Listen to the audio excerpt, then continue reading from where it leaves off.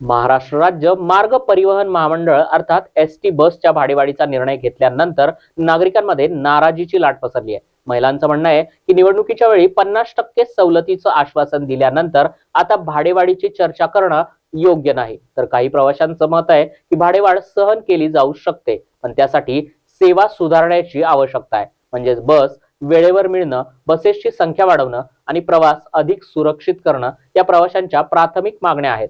मुंबईमध्ये तरी बसेस चालू आहेत, पण काही ग्रामीण भागामध्ये पूर्णपणे एसटी बस सेवा ठप्प झाली आहे। तर एसटी बस सेवा पूर्ववत सुरू करण्याची मागणी देखील काही प्रवाशांनी केली आहे।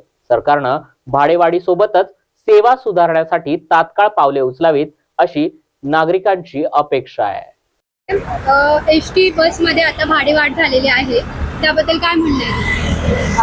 भाडे वाढायला तर नको आहे, कारण आधी लोकांनी त्यांना जसं महिलांनी जास्त सरकारला हे केलं, साथ दिला, शिंदे महिलांना 50% डिस्काउंट दिलं होतं। हा, आणि आता सडनली वाढवताय तर ते योग्य नाहीये। योग्य नाही। हा, वाढवायला नको आहे त्यांनी।